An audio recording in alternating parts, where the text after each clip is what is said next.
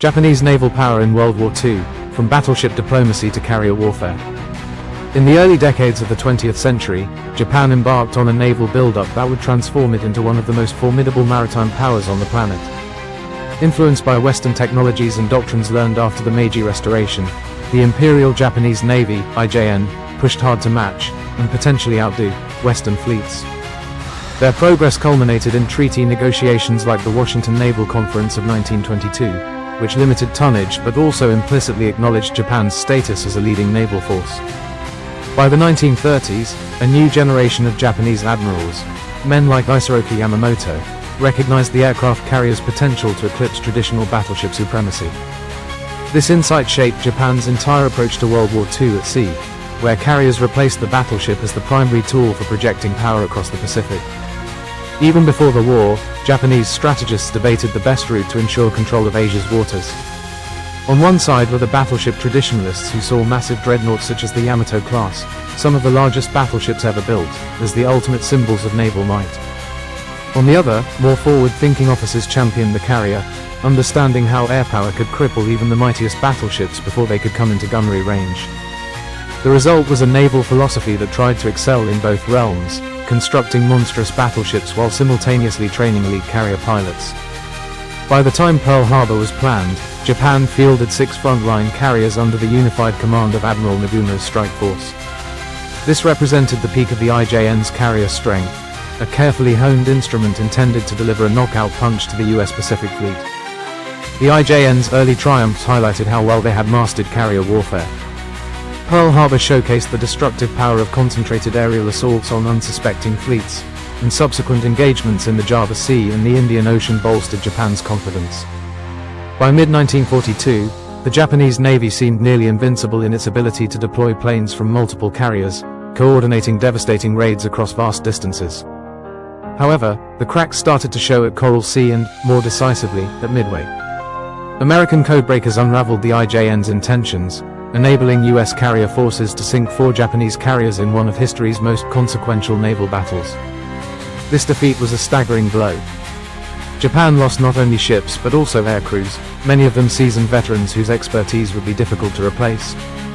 From that point on, the momentum in the Pacific gradually shifted in favor of the Allies. While the battleships Yamato and Musashi embodied the old-school belief in armor and heavy guns, their impact was limited in an era where carriers and submarines could strike from well beyond the horizon. By the time these super battleships saw significant action, the US had already produced a wave of fleet carriers and escort carriers that dwarfed Japan's shipbuilding capabilities. Furthermore, advanced radar and improved anti-submarine tactics limited the effectiveness of Japanese surface raiders. Desperate kamikaze missions eventually became a last-ditch strategy, but they, too, depended on the few carriers and airstrips Japan had left. Meanwhile, American submarines prowled the shipping lanes, strangling Japan's access to resources and crippling its ability to sustain extended naval campaigns. One of the IJN's critical failures was its inability to safeguard or replenish its pool of trained pilots.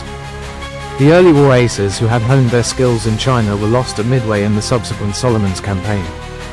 Training programs rushed replacements through short, intense courses that couldn't replicate the rigor and realism once afforded.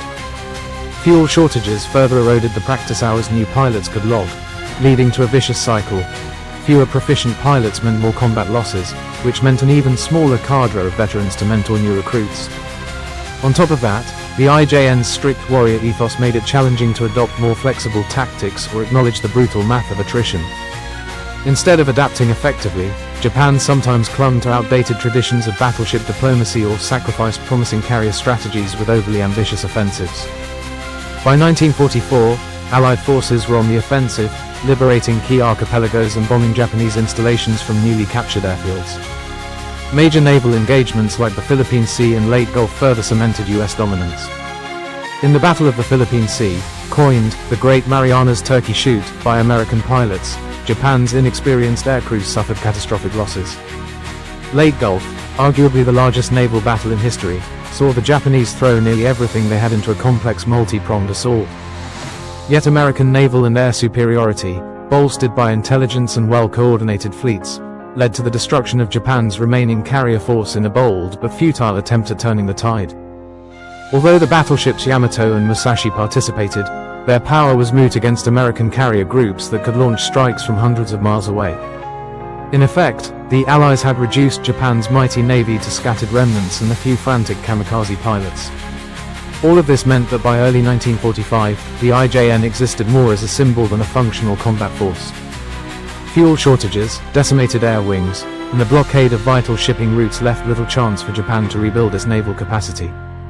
The once proud fleet that had dazzled observers in the early months of World War II was battered beyond recovery. Even the mighty Yamato found itself turned into a suicide vessel, Operation Tengo sending it on a final, hopeless sortie against the US fleet at Okinawa. That mission ended in the battleship's destruction by overwhelming aerial attacks, affirming the ascendancy of carrier-based power and the decline of big-gun battleships in modern warfare. In the post-war reflection, historians debated how Japan might have fared had it focused even more aggressively on carrier production or had it not gambled so heavily at Midway. Yet these hypotheticals cannot erase the central fact. The Japanese naval build-up, while formidable in concept and execution, overreached given the country's limited resources and the sheer scale of Allied industrial capacity. The decision to initiate war against the United States, an economic powerhouse, sealed the IJN's fate once the conflict became a prolonged struggle. There was no way Japan could replace carrier hulls, planes, or pilots at the rate the US could, especially once the sub-hunting blockade and relentless bombing crippled Japanese industry. Today, the legacy of the Imperial Japanese Navy offers both an example of technical ingenuity and operational daring, as well as a cautionary tale on the perils of underestimating an opponent's economic and strategic depth. The rise and fall of Japan's naval might underscore key lessons. Technology evolves fast, carriers over battleships, training is as crucial as hardware, and industrial resources matter immensely in a drawn-out war. In the decades following World War II, Japan shifted its military posture profoundly, adopting a pacifist constitution. Its maritime self-defense force today is dedicated to defense and international cooperation, far from the expansionist aims of the 1930s and 1940s. Yet the echoes of that era, the launching of Pearl Harbor's strike force, the frantic battles around Midway, and the nightmarish kamikaze raids, remain part of naval history lore, reminding us how swiftly naval dominance can rise and just how precipitously it can fall. Subscribe to Legends of the Battlefield for more stories of brilliant tactics and legendary leaders.